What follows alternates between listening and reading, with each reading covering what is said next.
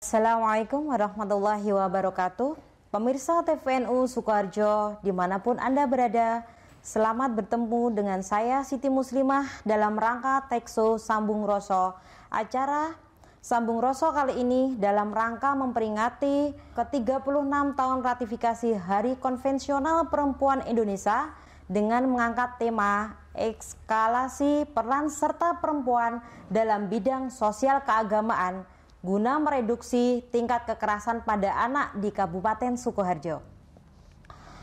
Pada tanggal 24 Juli adalah momen yang diabadikan sebagai hari peringatan Konvensi Penghapusan Diskriminasi Perempuan CEDAW, The Convention on the Elimination of All Forms of Discrimination Against Women, atau bisa dikatakan konvensi mengenai penghapusan segala bentuk diskriminasi terhadap perempuan yang membicarakan kesetaraan substantif bagi perempuan.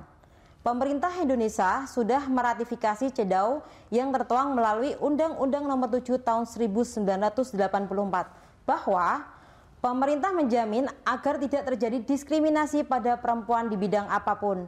Dan di Indonesia juga membentuk institusi yang bergerak di bidang perempuan KPP, Kementerian Pemberdayaan Perempuan, yang berubah menjadi KPPA, Kementerian Pemberdayaan Perempuan dan Perlindungan Anak. Di Kabupaten Sukoharjo sendiri memiliki perjalanan sejarah yang cukup panjang, Ibu, dan cukup baik dalam hal penanganan pemenuhan hak perempuan dan perlindungan anak pada kurun waktu beberapa tahun terakhir ini. Untuk mengetahui lebih banyak tentang hal ini, mari kita saksikan bersama dua narasumber, ibu-ibu yang cantik dan mempunyai berbagai pengalaman di bidangnya, yaitu yang pertama Ibu Haja Heti Suryani Wardoyo SEMM. Beliau selaku Ketua Tim Penggerak PKK Kabupaten Sukoharjo, dan narasumber yang kedua yaitu Ibu Dr. Haja Hafidah MAG selaku Sekretaris Lembaga Pendidikan dan Ma'arif NU Kabupaten Sukoharjo, dan Sekretaris Pemberdayaan Perempuan dan Anak Remaja dan Keluarga MUI Kabupaten Sukoharjo. Itu. Terima kasih kepada dua narasumber yang sudah berkenan hadir pada acara Tekso kali ini. Assalamualaikum Ibu. Waalaikumsalam. Kami mengucapkan terima kasih Ibu. Sebelum pertanyaan-pertanyaan tentang obrolan siang hari ini, saya bertanya tentang bagaimana sih sudut pandang Ibu terkait dengan Konvensi Perempuan Indonesia saat ini. Oke, mungkin bisa dijawab oleh Ibu Eti Wardoyo. Terima kasih. Assalamualaikum warahmatullahi wabarakatuh. Masalah Konvensi Perempuan di Indonesia, kalau menurut pandangan saya belum sepenuhnya kita mempunyai hak yang sama ya Mbak ya. Iya. Jadi padahal negara kita sudah ikut tanda tangan dalam konvensi ini ya, dan sudah diratifikasi dalam tadi masuk ke Undang-Undang RI nomor 7 1984. Di sini perempuan, diskriminasi terhadap perempuan itu kalau menurut saya di tempat kita di Indonesia ini masih sangat kelihatan sekali. Padahal perempuan ini kan mempunyai hak dalam keluarga, kemudian dalam kesehatan, kemudian dalam mendidik anak. Nah, dalam hak perempuan dalam keluarga ini, perempuan diberi hak untuk bebas menentukan pilihan pasangan, tidak ada paksaan. Kemudian perempuan juga diberikan hak untuk menentukan jumlah anak ataupun jarak anak yang akan dilahirkan. Nah, di sini mungkin ada yang masih ini, saya takut dengan suami, jadi anak berapa? Belum aku sakit 2, nih suamiku minta 3 lah ini. Terus kemudian hak perempuan untuk mengasuh anak. Jadi tidak hanya suami tapi perempuan juga diberi hak untuk mengasuh anak.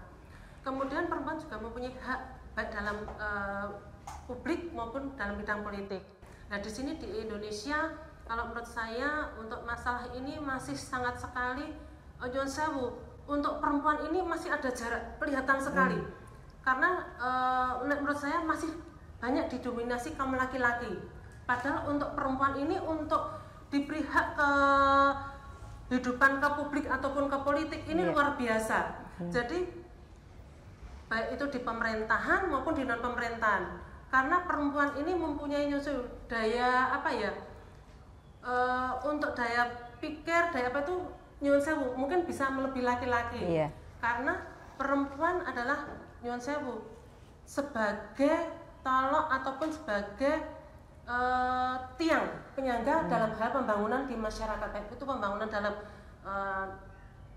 tingkat kabupaten, negara. Jadi perempuan ini adalah juga bisa menentukan dalam keberhasilan suatu negara ataupun di kabupaten. Jadi menurut pandangan saya untuk masalah diskriminasi ini tentang perempuan itu sebetulnya kalau untuk masalah kehidupan berbudaya berpolitik itu sudah sebetulnya tidak ada, harusnya sudah welcome. Karena ini zaman modern ya Mbak, zaman modern perempuan sudah banyak sekali dalam bidang pendidikan. Perempuan sekarang haknya sama dengan laki-laki. Laki-laki S1, perempuan S1, S2, S2. Jadi kita setidaknya itu sejajar dengan laki-laki. Yang saya sekarang banyak Bu Camat, perempuan, dokter perempuan, kepala sekolah perempuan, kepala desa, menteri perempuan, presiden perempuan. Dan siapa tahu nanti Sukaca ada bupati perempuan. Insya Allah.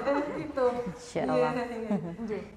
Mungkin bisa ditambah dari Ibu Hafidah. Saya sepakat dengan apa yang disampaikan Ibu Eti bahwa perempuan itu sebenarnya punya potensi yang sama. Oleh karena itu perempuan-perempuan Indonesia sejak zaman kemerdekaan itu sudah berkiprah sebenarnya di dalam pembangunan Indonesia melalui berbagai organisasi masyarakat perempuan, baik yang otonom dari organisasi masyarakat seperti NU Muhammadiyah ataupun memang organisasi masyarakat perempuan sendiri. Itu banyak sekali karena memang perempuan punya potensi untuk berkiprah di dunia publik, baik dalam bidang sosial, ekonomi, politik maupun budaya. Oleh karena itu para perempuan di Indonesia memang sejak dulu punya gerakan untuk pemberdayaan perempuan dengan berbagai organisasi itu.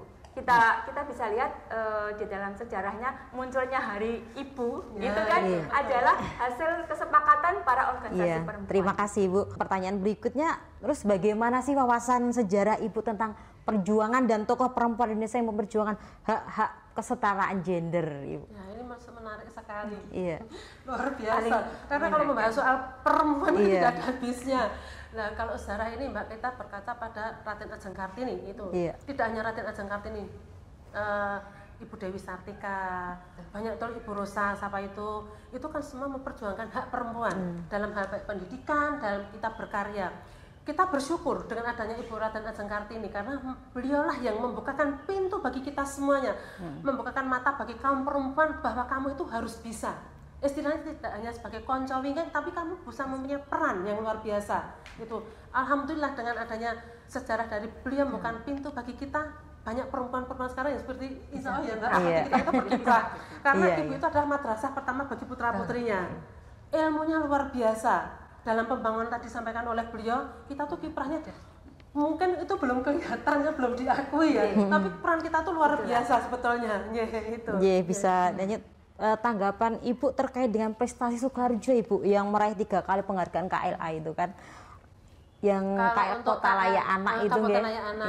Sebetulnya tidak 3 loh Mbak, 4 loh. Oh malah 4 Pertama tahun 2015, kemudian tahun 2017, 18 dan 19. Jadi kita sudah 4 kali menerima KLA. Lah, prestasi ini Mbak merupakan motivasi bagi kita. Pasti tidak lepas dari peran perempuan di sini. Ini motivasi bagi kita perempuan dan bagi pemerintah. Bahwa Kabupaten Layak ini perlu kita apresiasi yang luar biasa. Karena kita ini untuk keselamatan anak, pendampingan anak, perlindungan anak ini otomatis akan terselamatkan untuk kita semua. Ini peran Ibu Mbak. Ini luar biasa ya, perempuan penentu masa depan bangsa. Karena dari anak-anak ini lahir dari Ibu lahir anak yang luar biasa, berakhlak yang baik juga. Mungkin hal apa saja yang dilakukan oleh Ibu terkait mampu meraih penghargaan KLA itu Ibu? Karena kita adanya ini Mbak, kerjasama sinkronisasi baik dari kalangan pemerintah, mungkin organisasi PKK, ada Dharma Wanita, mungkin ada unsur masyarakat, dinas pendidikan, semuanya berkolaborasi jadi satu untuk mewujudkan Kabupaten Layak Anak. Bahkan di tempat-tempat kita untuk layanan umum itu juga ramah anak semua. Jadi umpamanya seperti puskesmas, di situ ada ruang lingkup ramah anak. Kemudian di kantor kecamatan juga ada lingkup ramah anak. Di rumah sakit juga seperti itu. Jadi orang tuanya ada kegiatan, umpamanya ada periksa, ada kegiatan anaknya ada permainan di situ. Yang ramah anak aman. Di sini kita punya Taman Paku Joyo. Ini kan belum lama. Itu di situ ruang publik untuk ramah anak. Jadi bermain tapi aman. Ya, itu. Iya, Ibu termasuk pelopor pendirian Bunda PAUD di Sukoharjo juga nggih. Iya, alhamdulillah. Iya. Dan mendapatkan penghargaan prestasi yang luar biasa nasional. Kita sudah dapat 2 kali, luar biasa. Luar biasa prestasi dari Ibu Eti ini. Ada satu Bu yang program kampanye di TPPKK Bu, yaitu pola asuh anak dan remaja. Ini kan sudah sejak 2018 itu kan TPPKK itu kampanye sampai di tingkat bawah. Lanjut ya itu mendukung untuk kegiatan KLA itu. Luar biasanya. Terus bagaimana tanggapan Ibu tentang terkait peningkatan kasus kekerasan anak di Kabupaten Sukoharjo pada tahun 2020 awal yang lalu? Ini sebetulnya saya ikut perhatian ya Mbak.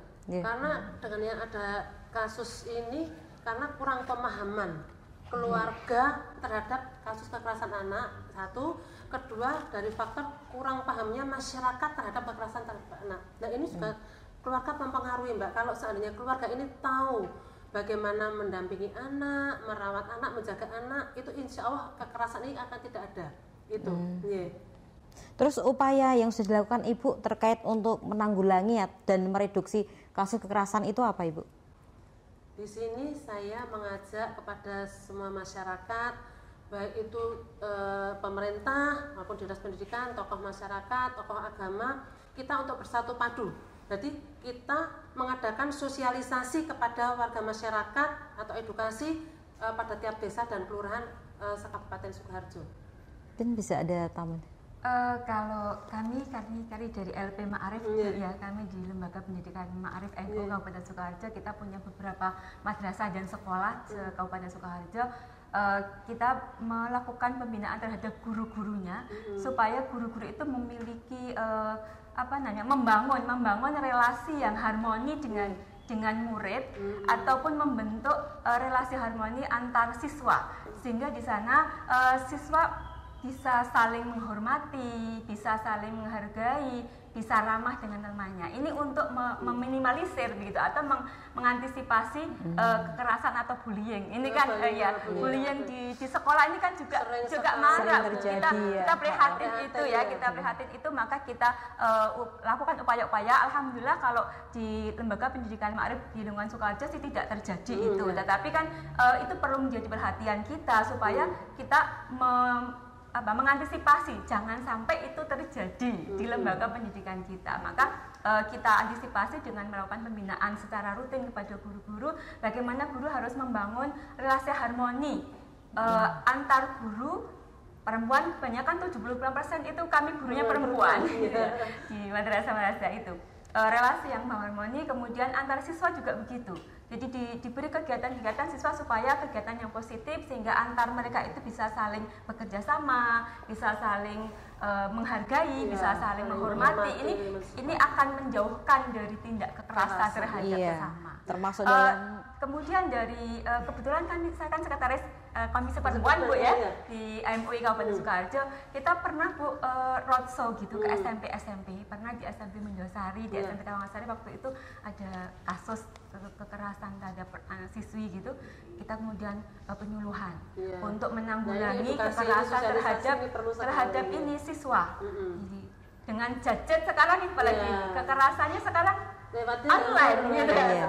Kekerasan berbasis ini internet itu yang harus kita waspadai juga. Maka kami dari MUI di periode kemarin itu roadshow ke SMP bagaimana siswa SMP itu bisa cerdas bergadget gitu. Sehingga ini mengurangi atau mencegah gitu kan kekerasan terhadap anak. Untuk peran pentingnya perempuan terhadap bidang sosial keagamaan Ibu. Kita itu sebagai ibu ya, ibu itu tadi saya sampaikan madrasah pertama. Jadi dalam hal apapun ibu itu peran penting untuk mendidik anak-anak kita, untuk mencetak anak yang berbudi pekerti, luhur, berakhlak mulia, bertakwa dan beriman kepada Tuhan Yang Maha Esa. Inilah kita tuh dikodratkan sebagai perempuan ini sudah alhamdulillah luar biasa. Bahkan kita diberi Allah itu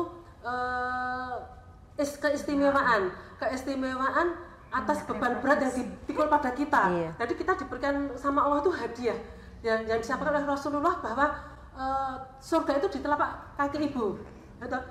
Maksudnya itu gini, ibu ini melahirkan anak, bisa mendidik anak menjadi anak yang baik. surgawi. Kemudian yang jahanami, yang anak yang berakhlak jelek. Nah ini peran ibu. Yang intinya ibu ini adalah yang sangat luar biasa, yang bisa melahirkan anak-anak yang beriman dan bertakwa menjadi anak yang soleh dan solehah, bisa menjalankan perintah Allah dan menjauhi larangan Allah. Nah ini peran ibu luar biasa. Jadi ibu ini adalah dari dari hamil, melahirkan sampai mendampingi anak besar ini luar biasa. Perjuangannya tidak bisa tergantikan dengan apapun. Ini seorang ibu, karena apapun anak jadi dokter, bapak sukses berhasil, ini karena ada ibu di belakangnya. Ibu itu juga bisa jadi setan loh. Pak, ayo boleh dia cengopeh, beli berlian. Itu juga dari ibu. Ada ibu, Pak, hati-hati ya, nggak usah aneh-aneh, kerja yang baik, jujur, karena ini pertanggungjawaban kita kepada Allah Subhanahu Wa Taala, dunia dan akhirat. Itu selalu saya sampaikan kepada Pak Bupati. Kalau dia pamitan, hati-hati ya Pak, jangan aneh-aneh, karena nanti ini pertanggungjawaban kita kepada Allah Subhanahu Wa Taala, nanti berat. Itu jadi kita itu promotor, Mbak. Jadi selalu memberikan support yang terbaik bagi anak dan suami. Jadi tidak hanya nyun sewu, tidak hanya istilahnya sebagai konco wingking, tapi peran kita, kiprah kita perempuan sekarang baik dalam bidang pembangunan, politik, keagamaan, pendidikan, sosial, semuanya kita tercakup. Kalau bisa disebut, kita ini adalah menteri koordinator masalah kesehatan, agama, keuangan, semuanya itu ada di kita. Tidak usah pakai ditulis, Mbak. Ini sudah jalan di otak kita, jalan dengan sendirinya, termasuk penentu kesuksesan ini ya, kesuksesan suami. Peran strategis dari bangun tidur sampai menutup mata tidur itu. Tirik tidak usah didikte, sudah jalan semuanya lah itu. Termasuk treatmentnya apa itu, Ibu? Makanya saya sampaikan di sini, untuk diskriminasi terhadap perempuan itu stigma itu sudah tidak ada. Jadi perempuan itu dalam bidang apapun bisa, selama mendapat kesempatan, insya Allah kita akan jalan. Itu. Mungkin dari Bu Hafidah. Memang perempuan punya peran yang strategis ini ya dalam pembangunan, terutama kan dalam tadi penanganan kekerasan terhadap perempuan sendiri maupun terhadap anak kan gitu. Tadi Bu Eti sudah mendikau bahwa Al-Um adalah madrasah aulad, ibu adalah madrasah pertama bagi siswa, itu betul. Dan kita sering juga mendengar di balik kesuksesan seorang gitu ya, pasti ada perempuan baja atau perempuan tampil gitu ya di belakangnya itu. Dan kita banyak contoh itu, apalagi kalau kemudian perempuan itu yang ada di depan, gitu ya. Kalau perempuan di balik layarnya para tokoh-tokoh nasional atau tokoh-tokoh pemimpin itu sudah bisa mengantarkan para tokoh, contoh lagu etik di belakang Pak Wardoyo, bagaimana Sukoharjo bisa maju, apalagi kalau kemudian perempuannya yang ada di depan, dan begitu itu akan lebih lebih peran strategis lagi di dalam itu. Melalui berbagai kegiatan program, alhamdulillah kalau kita kemudian punya ruang kuasa ya, jadi bisa menentukan regulasi-regulasi yang itu pemberdayaan perempuan, kemudian perlindungan anak gitu kan, itu akan bisa terrealisir gitu ya, terrealisasi. Berarti ya hampir sama dengan peran serta perempuan dalam hal edukasi kepada anak dan keterlibatannya dalam kegiatan sosial keagamaan itu bagaimana itu hampir sama mungkin ya. Kita ruangnya lebih luas ya, ruangnya luas. Ini mungkin tidak hanya formal ya, Mbak, tapi informal. Kalau kita sebagai ibu untuk mengantisipasi kekerasan baik perempuan anak, edukasi kita yaitu tidak hanya pendidikan formal tapi non formal. Non formal kan pendidikan di sekolah sudah menulis, tapi PPKK itu edukasi terus. Kalau informal itu enggak, bagaimana mendidik anak sopan santun, berbudi pekerti, berakhlak mulia. Kamu jangan mencuri, kamu harus jujur, kamu harus sopan, beretika yang baik. Ini dikemas edukasi seperti itu. Nah ini kita bekerja sama juga, saya dengan tim Menggerak PKK dari Pokjas 1 kan ada Mbak, hindari kekerasan keluarga, hindari trafficking, ini kan di situ ada. Terus hindari pelecehan seksual, hindari bullying, itu kita selalu sampaikan edukasi. Ini di PKK luar biasa, di Pokjas 1-nya. Jadi peran serta ibu ini luar biasa. Yang penting dalam edukasi ini bagaimana kita memberikan contoh yang baik pada anak-anak kita. Yun saya zaman era sekarang tidak usah banyak ngomong ya. Banyak kerja. Udah ada adzan, TV mati, ambil air wudu, anak melihat. Wayahnya belajar, TV mati, anak belajar. Anak main telepon, ibu harus mendampingi. Anak pergi keluar belajar, kita harus tahu dengan siapa dia pergi, dengan siapa dia bersahabat, dengan siapa dia, kemana itu kita harus bisa monitor belajar. Jadi edukasi ini selalu kita lakukan. Kita bekerja sama selaku PKK mungkin dengan pemerintah, OPD terkait, dengan ormas Islam terkait, baik NU, Muhammadiyah, LDI, semuanya kita bisa ajak ini kerjasama dengan tokoh masyarakat, semuanya kita mesti libatkan. Saya sejak 2009 Pokja 1 Bu. Iya. Maka saya tahu tadi masuk. Maka saya tahu kan tadi program-program PKK khususnya memang ini di Pokja 1. Jadi penangan perempuan, kemudian anak. Ini makanya kita sekarang kampanye PAR itu kan 2 tahun ini kita kampanye PAR. Kalau dulu kan PKDRT kita sudah selalu sosialisasi. Itu kan bagian dari edukasi. Jadi itu sampai ke grassroots Bu ya. Kalau PKK kan sampai ke Dasawisma gitu. Sampai bawah ya. Berarti saya dinjetnya selalu gitu Bu. Saya masuk karena keikhlasan ibu-ibu itu kan undang-undang perlindungan anak ya kan yang dulu tahun 2002 kemudian di perubahan di tahun 2014 lalu kemudian sekarang kita kampanye PAR itu penting ya. Ini kan baru jadi PR kita. Iya, kita mulai 2018 kita mulai ini ya. Maka ini sejalan Bu dengan kami di LP Ma'arif ya kan sama-sama di sini kan untuk pola asuh anak gitu ya. Di LP Ma'arif juga begitu Mbak. Kita adakan artinya upaya kita untuk mendorong anak terlibat di dalam kegiatan-kegiatan sosial keagamaan itu. Kalau kita kami di Lembaga Pendidikan Ma'arif ya anak-anak didorong untuk terlibat dalam kegiatan ekstrakurikuler baik yang ada di lingkungan madrasah, sekolah maupun dengan masyarakat gitu. Karena kita punya kegiatan rutinan Bu, yang harian, yang mingguan, yang bulanan gitu. Kalau harian ya sholat berjamaah, duha bersama gitu kan, kemudian zikir. Lalu kalau mingguan kita ada berjanjian, ada tahlilan. Itu anak-anak itu kegiatan ekstrakurikuler di luar kelas.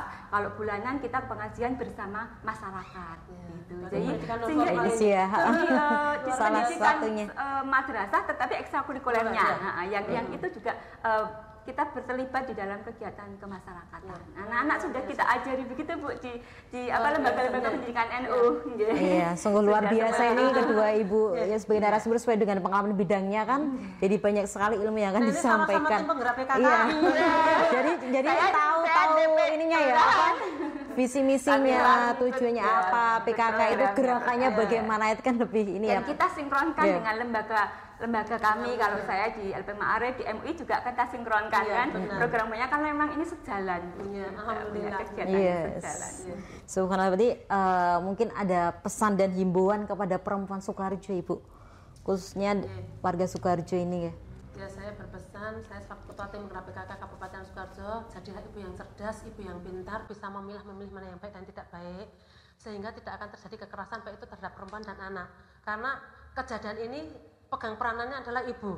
Kalau ibunya baik, bisa mendampingi anak, mendidik anak. Pertama, tanamkan anak pada agama. Kalau anak ditanamkan pada agama, keimanan dan ketakwaan, insya Allah anak dilepas itu akan bisa memfilter. Kalau anak ini tahu agama, nyosewu, umpamanya masuk ke sana, kok iki tidak sesuai yang diajarkan mama papaku ya, dia akan atret mundur.